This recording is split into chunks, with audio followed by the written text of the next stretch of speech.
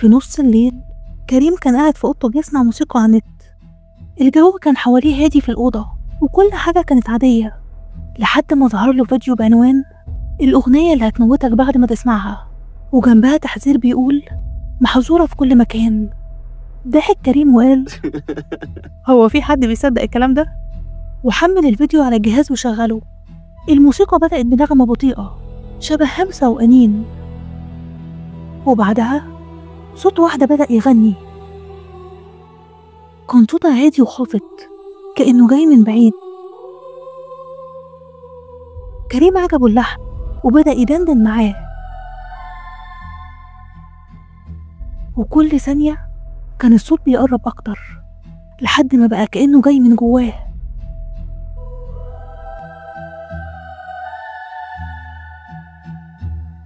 وفجأة الصوت وقف واللمبة بدأت تترعش والشاشة تتهز، لكن كريم سمع همسه في ودنه بيغني نفس اللحن. حاول إنه يوقف الكمبيوتر لكن الشاشة كتبت لوحدها الأغنية لسه مخلصتش يا كريم. في نفس اللحظة سمع همس وراه، لف بسرعة لقى واحدة شعرها مبلول ووشها مش باين من شعرها وبتهمس بنفس اللحن. قال بخوف انت مين؟ قربت منه وقالت له انا اخر صوت سمع الاغنية قبلك، ومدت ايديها ليه وقالت له دلوقتي دورك عشان تغنيها. وتاني يوم الصبح والدته دخلت اوضته وصرخت لما لقيته ميت على المكتب وعيونه مفتوحة برعب، والكمبيوتر جنبه كان شغال والاغنية بتتعاد تلقائي، وعلى المكتب كان في ورقة مكتوب عليها بخط مهزوز لو سمعتها ما تغنيش معاها. وبعد أسبوع من موت كريم الفيديو ظهر تاني على قناة مجهولة بعنوان الأغنية الملعونة، وخلال ساعات الفيديو انتشر والتعليقات كلها كانت مخيفة. تعليق منهم كان بيقول بحس إن في صوت بيناديني، وتعليق تاني الهمس بيقول اسمي.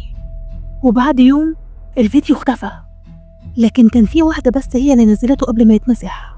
اسمها مي، كانت طالبة في معهد الموسيقى وبتحب الأصوات الغامضة، وبدأت تسمع الأغنية وهي قاعدة على البيانو بتاعها. وفجأة البيانو بدأ يرن لوحده نفس اللحن. الهوا بقى تقيل في الأوضة وصوت خرج من الموبايل وقال ما تغنيش معايا. مي ردت بخوف وقالت أنا مش بغني، لكنها كانت غلطانة، شفايفها كانت بتتحرك وهي فعلا بتغني. وفي الآخر سكتت الموسيقى وسكت قلبها. وتاني يوم لقوا البيانو شغال لوحده وعلى المفاتيح آثار دم مكتوب بيها كلمة واحدة التالي. وبعد شهور مهندس موسيقى اسمه سليم ووصلوا ملف اسمه أغنية الموت، بدأ يسمعه. الصوت الغامض كان بيردد نفس اللحن، لكن كان في صوت خفي وراها بيهمس باسمه سليم.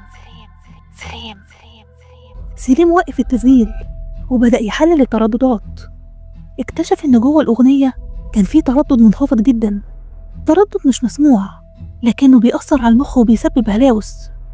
بس الغريب إن الموجة دي كانت بتتكون على اسم شخص كل مرة، كل ضحية جديدة كان صوتها بينضاف للأغنية. بدأ سليم يبحث في الأرشيف الصوتي القديم ولقى الحقيقة. الأغنية اتسجلت لأول مرة سنة 1984 على إيد مغنية اسمها ليلي ريفان، حاولت تسجل صوت الموت. وفي يوم التسجيل ليلي اختفت، والملف اللي اتسجل وقتها كان باسم أغنية الموت النسخة الأصلية. ولما فتحوا سليم سمع همسها الحقيقي وهي بتقول اللحن ده يفتح الباب بين العالمين، بس كل مرة بيتغنى حد جديد بيعدي. سليم فهم كل حاجة، الأغنية ما كانتش لعنة، دي كانت بوابة بتحتاج صوت بشري عشان تفضل مفتوحة، وكل واحد بيغنيها صوته بيتحبس جواها. قرر سليم إنه يعمل حاجة محدش فكر فيها، إنه يسجل النغمة العكسية، عكس التردد، عكس الكلمات، وغنى بنفس اللحن لكن بالعكس. وفجأة الاستوديو كله اترج والموجة على الشاشة شكلها اتقلب، وصوت واحدة صرخ من السماعات. وفجأة النور اتقطع في المكان كله، وبعد لحظات كل شيء سكت. سليم خرج من الاستوديو وهو بيتنفس بصعوبة، والكمبيوتر كتب العكس انتهى، البوابة اتقفلت. والأول مرة من 40 سنة سكتت الأغنية. وبعد أيام سليم كان ماشي في الشارع، سمع بنت صغيرة بتدندن لحن غريب، نفس اللحن. وقف وقرب منها وقال لها انت سمعتي الأغنية دي منين؟ ابتسمت البنت وقالت له ماما كانت بتغنيها وهي بتنيمني.